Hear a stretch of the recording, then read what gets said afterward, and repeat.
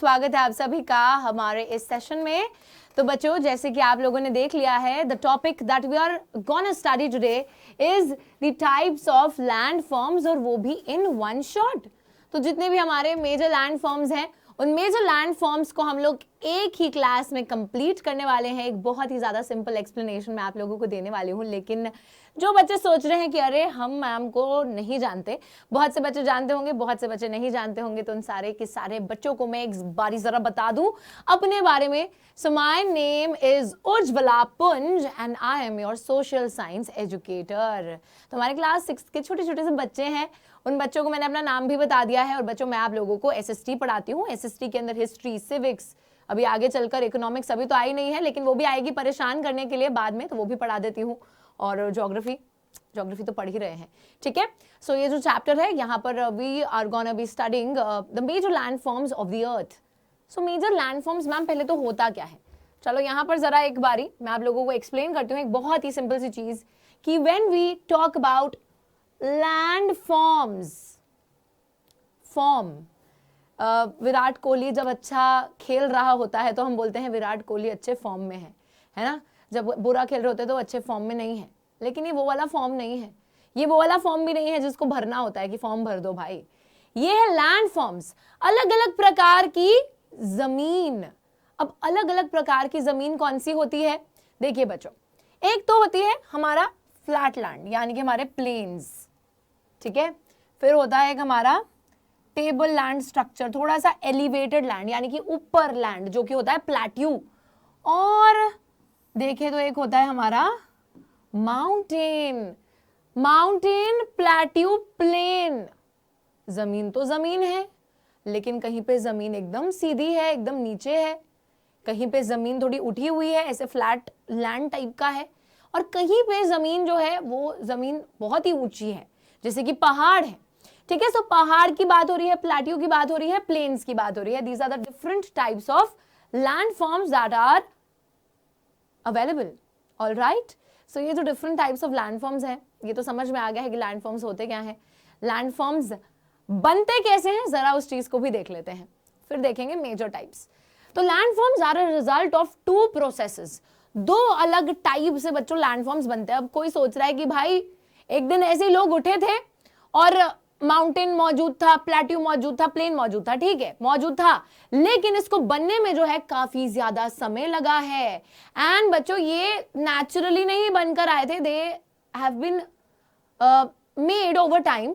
कुछ प्राकृतिक प्रोसेसेस हैं, नेचुरल प्रोसेसेस हैं, जिनका रिजल्ट है land forms, and over the time period ये बने हैं, ठीक है। सो एकदम नेचुरली ही मौजूद नहीं थे, टाइम लगा है इनको बनने में, एंड दो प्रोसेसेस के थ्रू ये बन पाए हैं। कौन से हैं ये दो processes? The first process is the internal process, अंदर से जो काम हुआ है, और दूसरा प्रोसेस है एक्सटर्नल प्रोसेस। मतलब कि कुछ लोग होते हैं बाहर से दिखने में बहुत अच्छे हैं, कुछ लोग हैं जिनका दिल अच्छा है, दिल अच्छा होना चाहिए, है ना। यहाँ पर भी वही बात है, यहाँ पे दिल अच्छा और बाहर से दिखने वाली बात नहीं है बच्चों। These are the two processes. मैं एक्सटर्नल और इंटरनल को समझा रही थी आप लोगों को। अभी इंटरनल प्रोसेस क्या है, देखिए। इंटरनल प्रोसेस यानी कि हमारा ये अर्थ है, अर्थ के अंदर अंदर कुछ कुछ काम चल रहा है, जिसकी वजह से ये लैंड फॉर्म्स क्रिएट हुए हैं, ठीक है। क्या काम चल रहा है मैम? देखो, it leads to the upliftment, sinking of the earth's surface at several places. Internal process क्या है बच्चों, ध्यान दीजिएगा। Core, mantle, crust, core, mantle, crust, ये 3 लेयर्स ऑफ द अर्थ होती हैं। अभी हम लोग जमीन के ऊपर हैं, जो ह्यूमन बीइंग्स हैं वो इधर खड़े हैं, ठीक है, सरफेस के ऊपर, ऐसे ऐसे ग्रेविटेशनल पुल है, नीचे नहीं गिरने देगा, ठीक है। लेकिन इस सरफेस के नीचे क्या है? इस सरफेस के नीचे सबसे अंदर है हमारा कोर, उसके बाद है यहां पर हमारा मैंटल, फिर है हमारा क्रस्ट। इस मैंटल के अंदर है गरम गरम मैग्मा, उस मैग्मा के ऊपर तैर रही हैं कुछ प्लेट्स। कौन सी प्लेट्स मैम? जिसमें खाना खाते हैं? नहीं, वो वाली प्लेट्स नहीं बच्चों, ये प्लेट्स होती हैं बड़े बड़े जमीन के टुकड़े, ठीक है। तो ये जो जमीन के टुकड़े हैं ये इधर कहीं पे ऐसे मैग्मा के ऊपर तैर रहे हैं। अब क्या होता है इंटरनल प्रोसेस की जब हम बात करते हैं, तो कभी कभी ये जमीन के टुकड़े जो हैं एक दूसरे से टकरा टकरा जाते हैं। क्या बोल रही हूं मैं? हाँ, तो जमीन के टुकड़े जो हैं वो कभी कभी गलती से टकरा जाते हैं और कभी कभी एक दूसरे से दूर चले जाते हैं। So this is the internal process that we are talking about. ये टकराना, दूर जाना, तो जहां टकराएंगे वहां पहाड़ सा बन जाएगा, एलिवेटेड लैंड आ जाएगा, जहां एक दूसरे से दूर जाएंगे वहां खाई सी बन जाएगी, एक डिप्रेशन सा क्रिएट हो जाएगा। सो यहाँ पर वही इंटरनल प्रोसेस की बात हो रही है कि अर्थ के अंदर जो है, जो चीजें काम कर रही हैं, जो प्रोसेसेस काम कर रहे हैं, उसकी वजह से भी लैंडफॉर्म्स क्रिएट होते हैं। अब दूसरी चीज है external process, wearing down, rebuilding of the land surface. External process है अब जो ऊपर काम चल रहा है, क्रस्ट के ऊपर। क्रस्ट के ऊपर क्या काम चल रहा है? देखिए, अब सपोज नदी आ रही है, नदी है ना, तो नदी आ रही है, चलो बहुत बढ़िया से आ रही है मैम। अब नदी के अंदर कुछ कंकड़ हैं, कुछ पत्थर हैं, कुछ मिट्टी है। कंकड़, पत्थर, मिट्टी जब आपकी सरफेस के ऊपर डिपॉजिट हो जाते हैं तो उससे भी तो लैंड फॉर्म होता है, जैसे कि प्लेन। कभी कभी बहुत मिट्टी का पहाड़ है, वेदरिंग हो जाती है, इरोजन हो जाता है, उससे भी कुछ सरफेस खराब हो जाती है, नीचे आ जाती है, रोड हो गई, वेदरिंग हो गई, पानी के एक्शन से, विंड के एक्शन से। So all of these are external processes जो हमारी सरफेस के ऊपर काम कर रहे हैं, जिसकी वजह से हमारा लैंड फॉर्म अलग अलग टाइप लेता है, फॉर्म्स लेता है। ठीक है, सो कुछ इंटरनल प्रोसेस हैं जिसकी वजह से लैंडफॉर्म बनते हैं, और कुछ एक्सटर्नल प्रोसेस है जो बाहर काम कर रहे हैं जिसकी वजह से लैंडफॉर्म की फॉर्मेशन हुई है। सिंपल सी इतनी सी चीज ध्यान में रखनी है। Now we will talk about the first major landform, which are the mountains. Mountain, यहां पे देखो माउंटेन दिख रहा है, ये क्या होती है? ये होती है माउंटेन की पीक, यानी कि जिसको हम लोग हिंदी में बोलते हैं चोटी, पहाड़ की चोटी, है ना, पहाड़ की चोटी। अब वो कोई ये वाली चोटी नहीं है जो आप बाल की बनाते हो। पहाड़ की चोटी का मतलब पहाड़ की पीक, विच इज नैरो। बच्चों, जैसे एक ट्राइंगल होता है, राइट? ट्राइंगल का क्या होता है? बेस जो होता है, ट्राइंगल का जो बेस होता है दैट इज ब्रॉड, वो जो है चौड़ा होता है। और ट्राइंगल की जब हम ऊपर की बात करते हैं, so that top of the triangle is a narrow structure. तो जो पीक है it is narrow and the base is broad. तो ऐसे एक स्ट्रक्चर को, एक एलिवेटेड स्ट्रक्चर को, एलिवेटेड का क्या मतलब है? ऊंचा उठा हुआ स्ट्रक्चर है। इसका जो बेस है वो चौड़ा है, ब्रॉड है, इसका जो ऊपर, जो इसकी पीक है वो नैरो है। सो ऐसे एक स्ट्रक्चर को हम लोग माउंटेन बोलते हैं। ये तो बात सभी को पता है। बहुत से बच्चों को गर्मी के मौसम में क्रेविंग भी होती होगी कि मम्मी पापा हमको प्लीज किसी हिल स्टेशन ले चलो घुमाने के लिए, किसी पहाड़ी इलाके पे ले चलो जहां पे ठंड होती है। अब जरा एक बात बताइए, पहाड़ों पे ठंड क्यों होती है? क्या ये बात पे आप लोगों ने कभी गौर किया है कि भाई पहाड़ों पे ठंड क्यों होती है?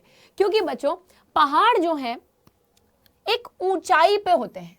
जैसे जैसे आप ऊपर जाते हो वैसे वैसे वहां का जो तापमान है, वहां का जो टेम्परेचर है, डिक्रीज होता है। तो आप पहाड़ में जैसे जैसे ऊपर जाते रहेंगे, the temperature would keep on decreasing. Temperature कम होने का मतलब है कि लगेगी ठंडी, कपकपाहट होगी।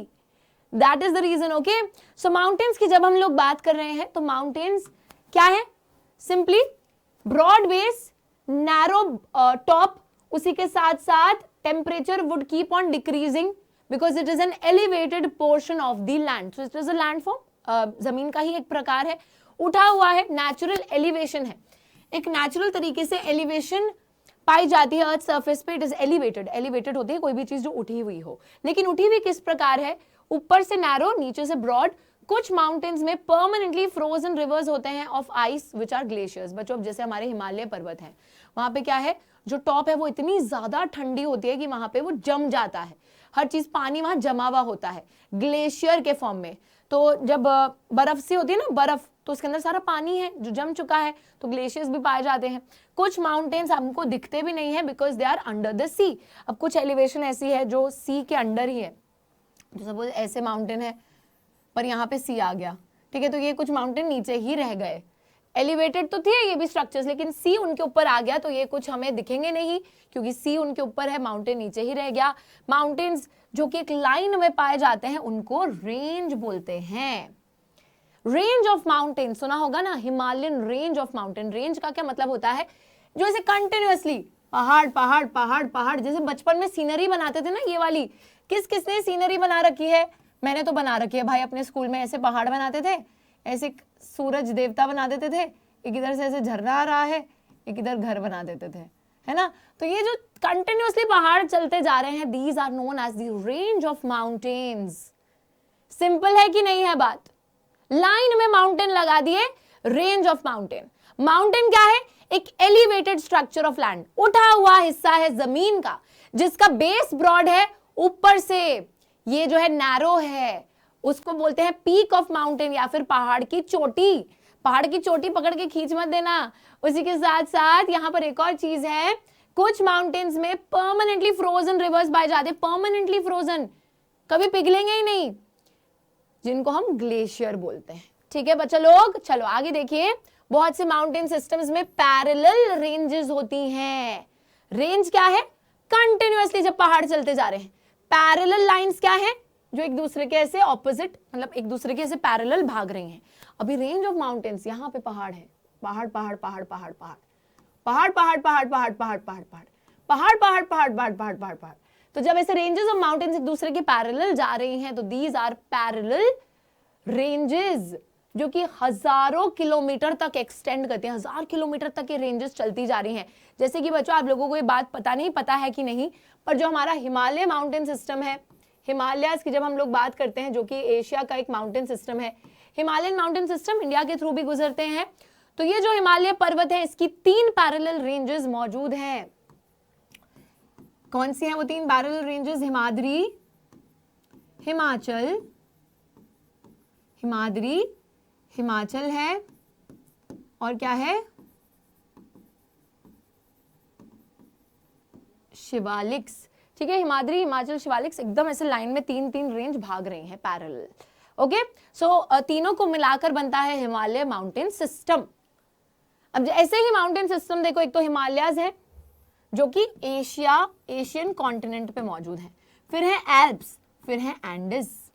एल्प्स जो है they are in Europe and Andes जो है they are in South America. ठीक है, नाउ 3 टाइप्स ऑफ माउंटेन्स मौजूद होते हैं। अब बच्चों माउंटेन भी 3 अलग प्रकार के होते हैं। एक होता है फोल्ड माउंटेन, एक होता है ब्लॉक माउंटेन, और एक होता है वॉल्केनिक माउंटेन। 3 अलग तरीके से जो माउंटेन बने हैं, एक जो है फोल्डिंग से बने हैं तो वो फोल्ड माउंटेन्स, एक जो है ब्लॉक्स आ जाते हैं उसमें तो वो ब्लॉक माउंटेन्स, एक जो वॉल्केनो की इरप्शन से बने हैं, दोज आर वॉल्केनिक माउंटेन्स। कैसे कैसे क्या क्या बना है जानना है ना? चलो जल्दी से आगे आ जाते हैं। The first type are the fold mountains. कपड़े को तह लगाते हैं, फोल्ड करते हैं, लेकिन यहां पर माउंटेन बना है फोल्ड। देखो कैसे, मैं आपको समझाती हूं बच्चों। मैं ना यहाँ पे स्पेशली आपको समझाने के लिए ये लेकर आई हूँ। मैम ये क्या है? बुक्स लेकर आए हो मैम? आप बुक्स क्यों लेकर आए हो जब स्लाइड पे से पढ़ा रहे हो? तो देखिए बच्चों, अब ये 2 किताबें हैं, इनको हम किताब नहीं समझेंगे। अरे मैम 2 किताबों को ही हम किताब नहीं समझ रहे हैं? नहीं समझेंगे। ठीक है, तो यहाँ पे क्या है? ये एक किताब है, ये एक किताब है, और ये किताबें नहीं है। क्या बोल रहे हो मैम? इन बुक्स को अभी के लिए बुक मत समझो, इन बुक्स को समझो कि ये है हमारी प्लेट्स। वो प्लेट्स जो अर्थ की मैग्मा के ऊपर तैर रही हैं, और जब 2 प्लेट्स एक दूसरे की तरफ आती हैं और क्या होता है बच्चों? एक दूसरे की तरफ आके टकराती हैं तो क्या होगा? They will fold. कैसे होगी ये फोल्डिंग? देखिए, तो ये जो है ऐसे फोल्ड हो जाएंगी, तो क्या हुआ? ये फोल्ड होने से ये एक ऊपर ऐसे स्ट्रक्चर क्रिएट हो गया, एलिवेशन हो गया। सीधी प्लेट्स आ रही थी, ये फोल्ड जब हुई तो एक एलिवेटेड स्ट्रक्चर सा क्रिएट हो जाएगा, and this process is known as folding. तो क्या होता है, कभी कभी कुछ प्लेट्स एक दूसरे की तरफ आ रही होती हैं, ऐसे ऐसे फोल्ड होती चली जाती हैं, और उससे जो एक एलिवेटेड स्ट्रक्चर क्रिएट होता है। आई होप आप लोग मेरी बात को समझे हो। जैसे इसके अंदर ना ऐसे समझ में हम ऐसे देख सकते हैं इसको, कि जैसे सपोज ये एक दूसरे की तरफ आ रही हैं और ऐसे ऐसे फोल्ड होती चली गई, एक दूसरे में मिल गई, और ये जो है ऐसे उठ जाएंगी और ये जो है ऐसे एक फोल्डेड स्ट्रक्चर क्रिएट हो जाता है, those are known as fold mountains. मतलब ये बने हैं फोल्डिंग ऑफ प्लेट से एक दूसरे की तरफ आ रही थी और ऐसे फोल्ड होती चली गई, ठीक है। सो फोल्ड माउंटेन्स के एग्जांपल्स भी देख लेते हैं। हिमालयन माउंटेन्स, एल्प्स, ये सारे यंग फोल्ड माउंटेन्स हैं। यंग फोल्ड इनको इसलिए बोला गया है क्योंकि ये फोल्डिंग से बने हैं लेकिन यंग है रिलेटिवली। अगर हम दूसरे माउंटेन्स की फॉर्मेशन से इनको कंपेयर करें, rugged relief, high conical peaks, cone होता है ना जैसे ऐसे कोन होता है ना ऐसे, तो कॉनिकल पीक्स हैं, हाई पीक्स, ऊंची ऊंची चोटियां हैं इन पहाड़ों की, रग्ड रिलीफ, काफी खुरदरी सी जमीन मौजूद है। अरावली रेंज भी one of the oldest fold mountain system है, ओल्डेस्ट फोल्ड माउंटेन सिस्टम्स में से एक है Aravalli range. Appalachians in the North America and Ural Mountains in the Russia are also some of the examples of fold mountains. समझ में आई है ना आपको? दो प्लेट आई टकराई फोल्ड, ठीक है, fold mountains. Next block mountains. Block mountain क्या होते हैं? देखिए, created when large areas are broken and displaced vertically। अब क्या है, इधर फिर से किताब को लाना पड़ेगा। क्यों लाना पड़ेगा भाई किताब को? देखो अब क्या है, जब एक दूसरे से दो प्लेट्स डाइवर्ज कर रही हैं, डाइवर्ज करने का मतलब है ये अभी फोल्ड हो रहा था तो पास में आ रही थी, डाइवर्ज करने का मतलब है ये दो प्लेट्स हैं और ये एक दूसरे से दूर जा रही हैं। दूर जाएंगी तो बीच में खाई सी क्रिएट हो जाएगी, है ना, बीच वाला एरिया जो है थोड़ा नीचे चला जाएगा, सबमर्ज हो जाएगा, ये दो ऊपर हो जाएंगे। अब बच्चों इससे क्रिएट होते हैं ब्लॉक माउंटेन्स। देखो तो यहाँ पे क्या हुआ है, सपोज ये ऐसे रह जाते हैं, ऐसे ये नीचे और ये ऐसे, ठीक है, तो ये नीचे जो रह गया वो ग्रैबिन, जो ऊपर आ गया वो हॉर्स्ट, ठीक है, ये ऊपर। अब देखो ये जो है दूर जाने की वजह से कुछ एरिया तो ऊपर रह गया है, ये जो ऊपर एरिया रह जाएगा elevated area, this will form the mountain. Uplifted blocks को हॉर्स्ट बोलते हैं और लोअर्ड ब्लॉक्स जो नीचे रह गए हैं उनको ग्रैबिन बोलते हैं। हॉर्स्ट ग्रैबिन, हॉर्स्ट ऊंचा, ग्रैबिन नीचा। राइन वैली एंड वॉस्जेस माउंटेन्स यूरोप में ब्लॉक माउंटेन्स का एग्जाम्पल है, ठीक है बच्चों। चलो आगे आते हैं और वाओ माय गॉड, तो यहाँ पर एक वॉल्केनो इरप्ट हो रहा है। वॉल्केनो के अंदर से क्या निकलता है? लावा। तो बच्चों वॉल्केनिक माउंटेन्स होते हैं जो कि वॉल्केनिक एक्टिविटी से बनते हैं। तो वॉल्केनो का इरप्शन होगा, उसमें से लावा निकलेगा गरम गरम, और उसके ड्राई होने के बाद, सूख जाने के बाद कुछ माउंटेन्स बन जाते हैं, जैसे कि माउंट किलिमंजारो जो अफ्रीका में है और माउंट फुजियामा जो जापान में है। These are examples of the volcanic mountains जो कि वॉल्केनो की इरप्शन से बने हैं, उस लावा के सूखने से बने हैं। तो तीन टाइप आपको समझ में आ गए हैं, एक है हमारे फोल्ड माउंटेन्स, दूसरे हैं हमारे ब्लॉक माउंटेन्स और तीसरे हैं हमारे वॉल्केनिक माउंटेन्स। आगे अगर हम लोग चलते हैं, we will be talking about plateau. अब बच्चों प्लेटू और माउंटेन में ना लोग कंफ्यूज होते हैं, लोगों को समझ में नहीं आता है कि भाई दोनों ही तो एलिवेटेड स्ट्रक्चर्स हैं, मतलब माउंटेन भी एक ऊंचा स्ट्रक्चर होता है और प्लेटू भी एक ऊंचा स्ट्रक्चर होता है, लेकिन दोनों में एक अंतर है। देखिए माउंटेन की ना पीक होती है, चोटी होती है, लेकिन प्लेट्यू जो स्ट्रक्चर होता है ना उसकी चोटी नहीं होती है, वो एक एलिवेटेड स्ट्रक्चर होता है जिसका ऊपर का जो हिस्सा होता है it is a flat land, it is like a table. एक टेबल होती है ना जैसे, तो टेबल लैंड स्ट्रक्चर, टेबल की तरह ऊपर से चपटा और ऊंचा, ऊंचा भी है ऊपर से चपटा भी है, इसकी चोटी नहीं है, ठीक है। तो एक एलिवेटेड है, एलिवेटेड स्ट्रक्चर है, ऊंचा स्ट्रक्चर है, लेकिन फ्लैट लैंड है, इसका जो ऊपरी हिस्सा है वो फ्लैट लैंड होगा। Flat top table land standing above the surrounding area, तो बाकी एरिया से जैसे आप ये देख सकते हो कि नीचे एरिया फ्लैट है और ये एरिया जो है उठा हुआ है और इसके ऊपर एक चोटी नहीं है, ठीक है, ये फ्लैट लैंड है। प्लेट्यू में हैव वन और more sides with steep slopes. Sides इसकी हो सकती है जैसे ये साइड है, और स्लोप, स्लोप यानी कि जो ये ना गहरा है, स्टीप है, स्लोप जो है इसका, जैसे ये माउंटेन का ये क्या हो जाता है, स्लोप हो जाता है ना, तो ये प्लेट्यू के स्लोप है और ये स्टीप है यानी कि गहरे स्लोप है। तो खड़े मत हो जाना इधर, क्योंकि फिर यहाँ पे बड़ा खतरा है, काफी गहराई है, राइट।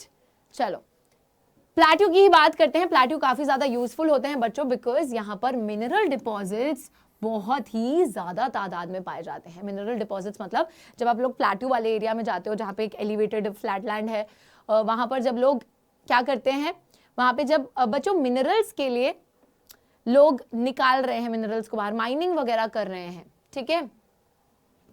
तो जब आप माइनिंग करते हो, एक्सट्रैक्ट कर रहे हो आप मिनरल्स को, तो यहाँ पे बहुत से मिनरल्स पाए जाते हैं। जैसे गोल्ड है, सिल्वर है, आयरन है, all of these minerals are found in plateaus. India में आयरन, कोल, मैंगनीज के बहुत सारे रिजर्व्स जो हैं छोटा नागपुर प्लेटू वाले एरिया में पाए जाते हैं। उसी के साथ साथ लावा प्लेट्यूज भी होते हैं बच्चों। अच्छा, लावा के ओरिजिन से कुछ पहाड़ तो बने हैं, कुछ लावा से प्लेटू भी बना है। तो लावा प्लेट्यूज जो है वहां पे ब्लैक सॉइल पाया जाता है। वो ब्लैक सॉइल जो है बहुत अच्छा होता है खेती बाड़ी करने के लिए भी। ऑलराइट, अब बच्चों लास्ट लैंडफॉर्म की भी हम लोग बात कर लेते हैं। लास्ट लैंडफॉर्म है प्लेन्स। तो आप लोग जहां रहते हो, मतलब कुछ बच्चे हो सकते हैं जो पहाड़ी इलाकों में रहते हैं, लेकिन बहुत से बच्चे होंगे जो कि प्लेन्स पे रहते होंगे। Why? Because plains are the most densely populated areas. सबसे ज्यादा तादाद में जो लोग पाए जाते हैं वो इन प्लेन्स पे पाए जाते हैं। पंजाब, उत्तर प्रदेश, दिल्ली, ठीक है, और हम बोल सकते हैं ये जो पूरा का पूरा नॉर्दर्न रीजन है हमारा, ये जो पूरी बेल्ट है, these are the northern plains. यहाँ पे एकदम चपटी सीधी जमीन है। ठीक है बच्चों, लार्ज स्ट्रेचेस हैं ऑफ फ्लैट लैंड, सीधी सीधी जमीन। अब ये एलिवेटेड नहीं है, ठीक है, सीधी सीधी जमीन है। देखिए कुछ प्लेन्स एक्सट्रीमली लेवल्ड होते हैं, मतलब एकदम ऐसे सीधे सीधे सीधे, लेकिन कहीं कहीं पर हम देखते हैं कि कुछ रोलिंग एंड अंड्यूलेटिंग टेरेन आ जाती है, मतलब खुरदुरी सी जमीन, टूटी फूटी जमीन। तो ऐसे ऐसे ऐसे ऐसे ऐसे, मतलब ठीक है, थोड़ी टूटी फूटी जमीन भी कभी कभी प्लेन एरिया में देखी जा सकती है। Plains are very very fertile. तो बच्चों खेती बाड़ी के लिए बहुत ज्यादा सही रहते हैं प्लेन्स। तभी आपने देखा है कि पंजाब, मध्य प्रदेश, हरियाणा, ये वाला जो पूरा रीजन है उत्तर प्रदेश वाला, यहाँ पे प्लेन्स पाए जाते हैं। काफी ज्यादा लोग यहाँ खेती बाड़ी करते हैं। ठीक है, तो फर्टाइल काफी ज्यादा है, इस वजह से उपजाऊ जो जमीन होगी वहां पे जाहिर सी बात है कि लोग खेती बाड़ी तो करेंगे ही, कल्टीवेशन तो करेंगे ही, क्रॉप्स ग्रो करते हैं। ट्रांसपोर्टेशन नेटवर्क यहाँ पे बहुत ही ज्यादा आसान है बनाना। ट्रेन लाइन खींचनी है, गाड़ियां चलानी है, सड़कें बनानी है, उसके लिए एयरपोर्ट बनाना है, बहुत ही ज्यादा सिंपल है यहाँ पे हर चीज करना। लेकिन बहुत डिफिकल्टी कहाँ आती है? हमारे पहाड़ी इलाकों में। तो वहां पर टेरेन ही अलाउ नहीं करती है कि वहां पे खेती बाड़ी की जाए, वहां पर जो है एयरपोर्ट बनाया जाए, वहां पर जो है रेलवे लाइन बनाई जाए। तो इन चीजों में दिक्कत आती है। सड़कें बना दी जाती है पर उसमें भी दिक्कत आती है। तो plains are the most suitable area जहां पे आप ट्रांसपोर्टेशन नेटवर्क बना सकते हो, जहां पे आप एग्रीकल्चर प्रैक्टिस कर सकते हो, जहां पे लोग अपने घर वगैरह बना सकते हैं। And that is the reason जो पॉपुलेशन डेंसिटी होती है प्लेन्स में वो सबसे ज्यादा होती है। हाईली पॉपुलेटेड एरिया है प्लेन्स। तो बच्चों पॉपुलेशन डेंसिटी का क्या मतलब है कि सपोज अगर मैं एक एरिया में देख रही हूँ कि 1 स्क्वायर किलोमीटर एरिया है, तो यहाँ पे बहुत सारे लोग रह रहे हैं। प्लेन्स में ये डेंसिटी काफी ज्यादा देखने को मिलेगी, और वहीं पे अगर उसी से 1 स्क्वायर किलोमीटर माउंटेन्स से कंपेयर करेंगे तो वहां पे पॉपुलेशन डेंसिटी इतनी नहीं देखने को मिलेगी। प्लेन्स में बहुत ज्यादा लोग रह रहे होंगे उसी एरिया में, क्योंकि बिकॉज ऑफ द फैसिलिटीज। कौन सी फैसिलिटीज हैं? ट्रांसपोर्टेशन,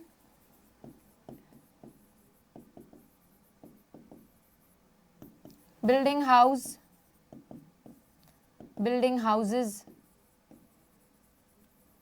उसी के साथ साथ हम देख सकते हैं agriculture. So all of these facilities are available. ठीक है, चलिए, तो इसी के साथ बच्चों आज का हमारा लेक्चर होता है खत्म। सो आई होप आपको इस शॉर्ट से लेक्चर में सारे के सारे डिफरेंट जो मेजर लैंड फॉर्म्स हैं वो समझ आ गए होंगे। बहुत आसान था। कोई भी डाउट हो तो कमेंट्स में लिख दीजिएगा, I will reply to your comments. चलिए बच्चों, I hope you like the class. Take care and bye bye till next time.